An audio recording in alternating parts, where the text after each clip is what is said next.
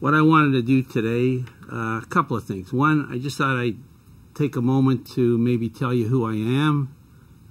Again, my name is Barry Kaplan. I'm a graduate of the University of Waterloo. I have a master's degree in mathematics. Right from school, I worked for IBM. I ran the engineering scientific part of IBM, part of my career.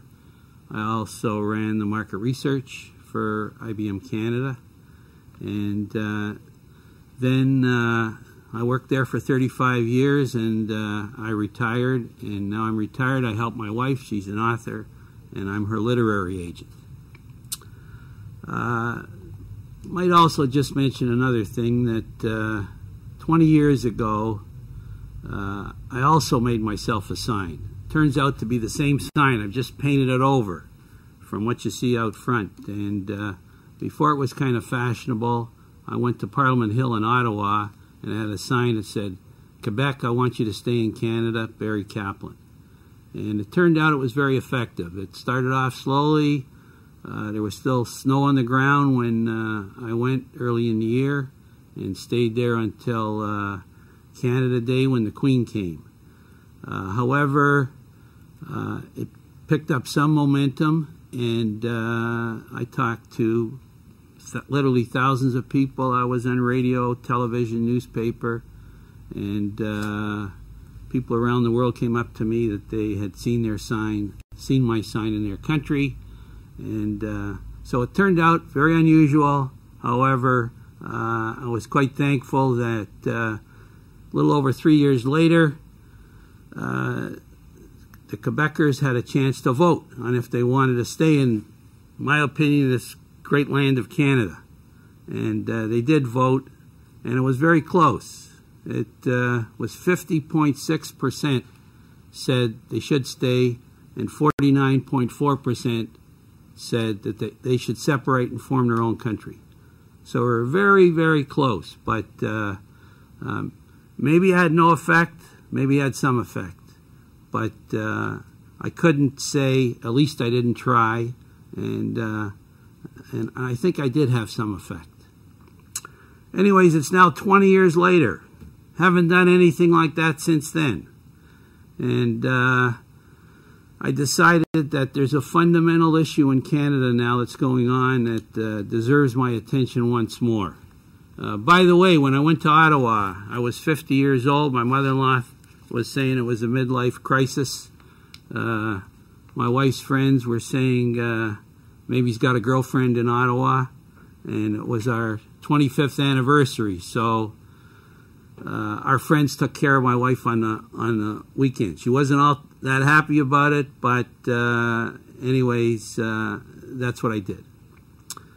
So now, painted over my sign, got my new sign, and I'm out front of this building here, and it basically has to do with the fact that the competition in the gasoline industry has disappeared in this country. Now, competition is fundamental. I mean, even the acts for the Competition Act, we've got a whole bureau to make sure that that act is implemented. And no matter what we do, we buy sugar, we buy milk, this sweater I have on, we shop around, we have competition, and it ensures that we have an opportunity of getting a good price, and the person selling has an opportunity to make some sort of profit, but not above and beyond what it should be if we don't have any competition. What I'm going to talk about is, just to give you an overview, is discuss a little bit the history of gasoline prices, how it is currently, and then look at what we could do or not do about it. Should we be regulating it? Should we not be regulating it? Should we be using the Competition Bureau? What should be done? Okay, now just looking at the history side of it here. I think anybody that's watching me remembers when we used to shop around for gasoline. One station would have one price, another station would have another price. Sometimes even on the same corner they'd have different prices.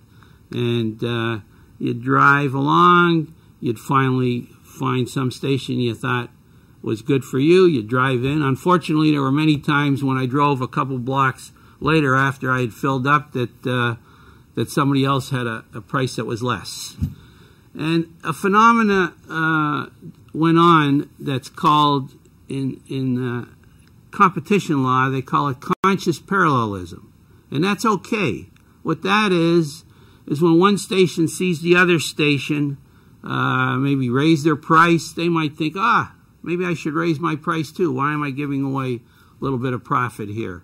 Or maybe lower the price to match their neighbor. And it happens in all industries, all places. Country Style is checking what Tim Hortons is doing in their donut store. The Bay is checking Sears. That's great. That's terrific. And at some point we have a period of time when prices are the same, maybe with some product. There's nothing wrong with that. That's natural. That's what's to be expected. And it's called conscious parallelism, because when you get into this whole area, this phrase comes up time and time again. However, under conscious parallelism, there's an opportunity to shop around a little bit. And quite often, after a few days or so, it breaks down. They say, okay, well, why should I be matching that other gasoline station? I can maybe drop it a half a cent and get more people to come and get a little more volume in here.